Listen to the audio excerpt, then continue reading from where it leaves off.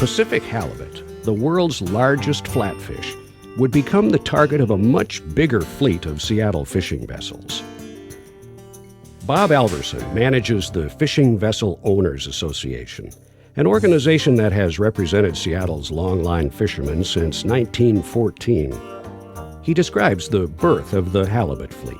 It's officially given on record as 1888. That's when the railhead came into Tacoma, and sailing ships like the Molly Adams came around from New Bedford. In the halibut fishery, sailing schooners briefly gave way to steamers that traveled farther and faster and carried more cargo.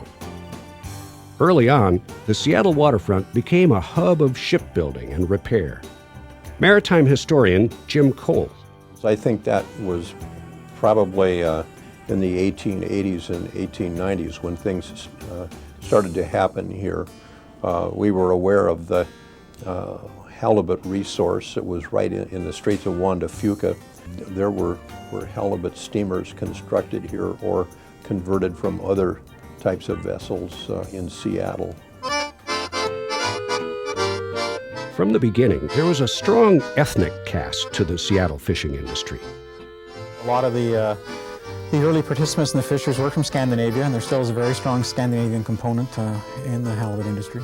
And back then, you had Scandinavian shipwrights, Norwegians, and some Swedes and Danes who built very good boats. They brought that skill with them and the knowledge of designing the boats from their homeland. Early in the 20th century, the diesel-powered schooners revolutionized halibut operations.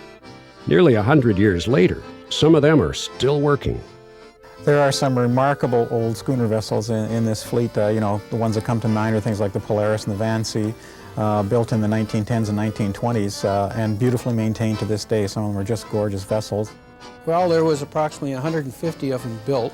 To date, there's about 25, 26 that are still in use. The oldest one is the Tordenskjold, and it was built in 1911.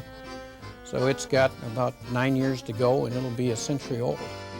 In the halibut fishery, the relationships are as enduring as the boats. In fact, our contract we've had with the Deep Sea Fishermen Union, that are halibut fishermen, was done in 1914 as well. That was the first year of the contract. And we just extended it for 4 years, so that's going to make that contract a little over 90 years old. And those crewmen have a history just like our boats have a history.